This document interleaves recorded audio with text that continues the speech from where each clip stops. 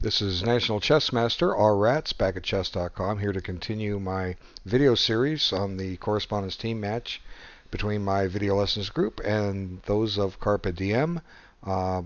This was from board 186. We had a high 15 versus a low 1400. Ace Club is our man, and he won both games. Let's have a look and see what happens. Okay, we got a French defense, exchange variation. This shouldn't pose any problems for black. And usually I think the bishop is better on e7, just avoids a lot of these nuisance pins on g5.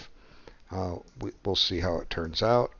Now needs to cover c6 needs to cover d5, and now both sides castle, and both sides are developing their pieces. Everything is fine, but this move to me seems to be, the rook seems to be misplaced here. Probably what's better is to develop the queen first. If you develop the queen first, then you can decide where you want your rook. So the rook could get exposed here. I kind of looked at it a little bit and give you some ideas here in just a moment.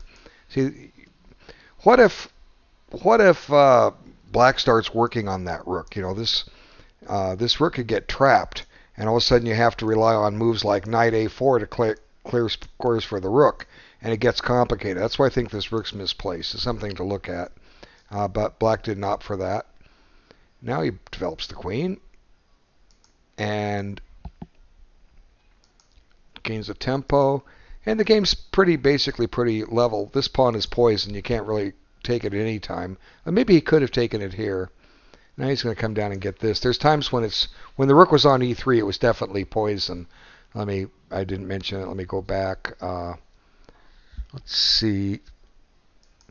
If queen takes, rook b8, queen a6, this knight can do all kinds of things like go to e4, and then it's going to grab this bishop on d6 when the queen saves herself, and then the knight has an escape route by way of f5. It's just snatching these queen knight pawns just isn't good medicine. Okay, wait, I went a little too far. Okay, so now, but the game stays pretty basically even for a long time. Black seems to be doing okay. Maybe he could have taken that pawn. I'll let you guys figure it out. That one trick as I mentioned, was not available anymore. But I'm thinking the game is starting to turn very level. Now this weakens the d4 square. But I guess white's trying to find a way to gain some space and get an advantage. Okay.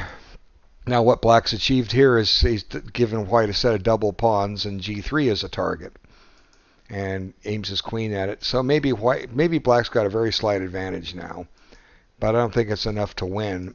But black will win this, and we'll see why in a little bit. Now we're getting a lot of pieces traded off, and here comes almost to the critical point. Now it looks like black's made some progress, but is it enough to win? You need two weaknesses in a position. Do you have them? Well, in a way you do, g3 and d4.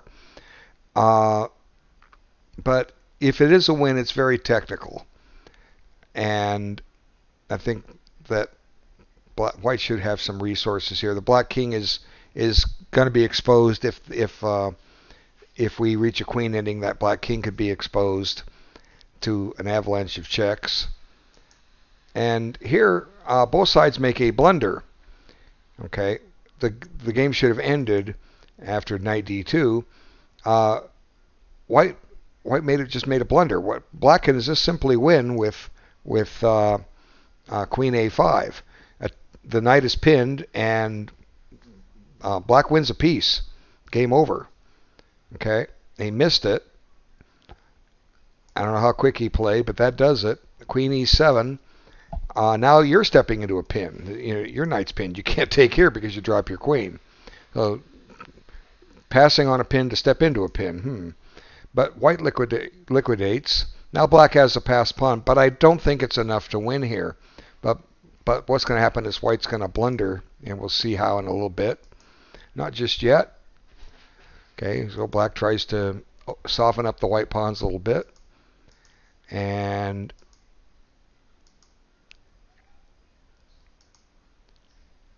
offers a queen trade. That should be a draw if the queens are traded. But here white blunders the game. I don't know what he was thinking. If he wants a draw, I think queen takes will do it. This pass pawn isn't enough. Black can't really use it. But king g2 just fails to protect this pawn on h3. And suddenly black is a pawn ahead with excellent winning chances. So white strives for some counterplay.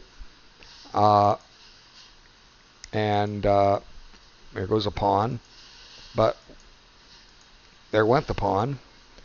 And now all of a sudden this black pawn on e3 is becoming very dangerous. There's a mate threat. White is losing now, clearly. And there's no hope as we get through the last few moves. The only way to stop mate is with queen here or queen here. Unless you want to give up your queen, then you get mated soon enough. But moving the king doesn't really help. The queen will just check, and you'll shove that pawn, and it's black's win. But putting the queen on e2, black just trades queens, and his pass pawns here are going to be decisive. So, let's look briefly at when white could have traded queens and didn't. It's when he played king g1. Let me find it here in the PGN. Where is it? Here it is. Okay, suppose white trades queens. Okay, for black to win, he needs an entry point for his king. Where is it?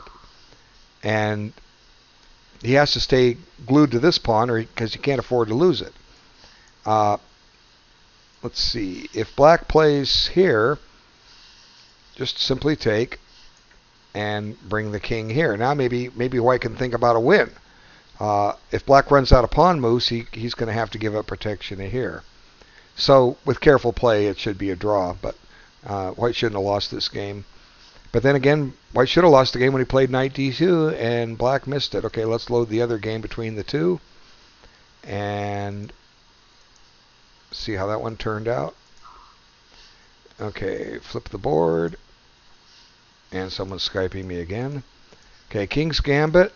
But I'm thinking that white gets everything he wants here out of this opening. And now after this move, the black knight just becomes a bad piece. And like I say, I think white's got everything he wants.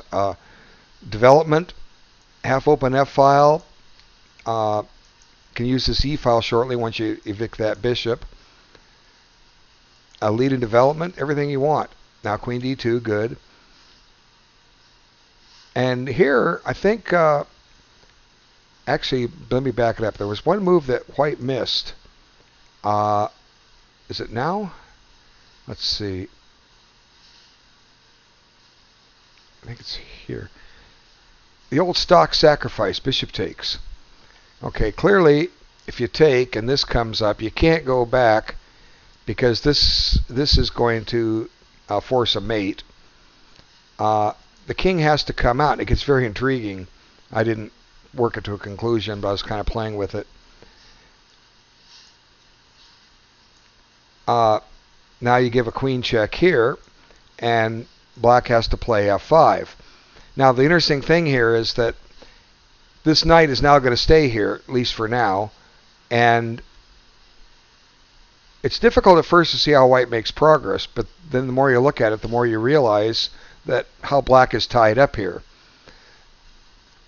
The simple winning maneuver is to retreat this bishop, maybe e3 or d2. Let's put him on d2. That keeps the e file clean. See, black can't try to get untangled because he unprotects f5, and this is disaster, all written all over it. Okay, so how does black make progress here? And meanwhile, white has a new threat. That's to push this pawn up. Let me just show you, illustrate it. Pawn takes check is deadly. Rook takes is deadly. That'll get the queen into play. You know, black's, it's a little unclear, but it sure looks, it's the kind of thing when you're playing a correspondence game, you can sit down and look at this for 3 or 4 hours and work everything to its conclusion. What have I looked at it for? 2 or 3 minutes? And I probably spent 2 or 3 minutes looking at it before I shared it with you.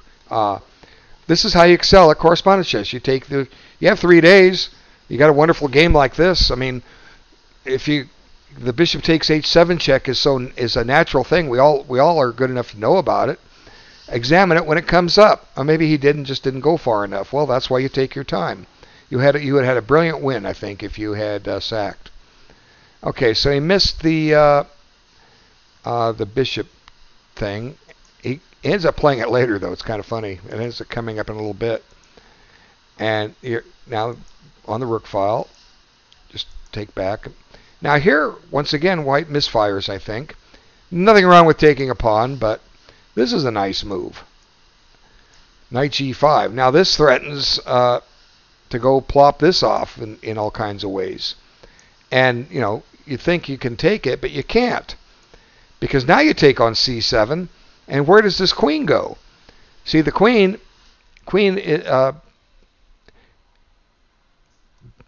this rook is guarding this knight over here. This knight's a goner. Like, for instance, bringing the queen out, take this, and then you take this, and it looks like you're probably winning the queen, if not the king.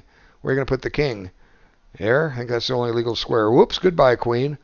If we don't get the king first, I wouldn't be surprised if we can't checkmate black here. Probably this will do it. Doesn't that look like it's close to a mate? See, you don't even need the queen. Yeah, bingo, mate. So, there's nothing wrong with taking on c7. It's just that sometimes you see a good move, stop and look for a better one. They were there. The moves were there to be found. But he didn't play knight g5. He took on c7. And black needs some development. Now he finds bishop takes h7 check.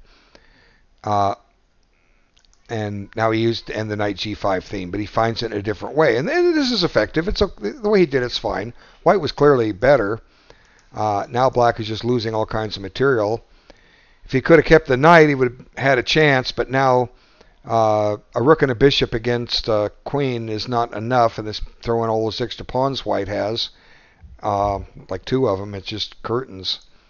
And white just finds a way to just start winning pawns and liquidating into a very winnable ending. Secures the pawn on d5, and black tries the one thing he can try, get his rooks on the 7th, but white has a resource, and it's simple and effective. Just check. King got to get out of check, and now just give back the queen for the 2 rooks, which is actually a deal. And now white's up the exchange and 3 pawns, right? Is that 6 pawns, or do I count 7? 7 pawns to 4, exchanging 3 pawns, or the quality, as it's known in other parts of the world.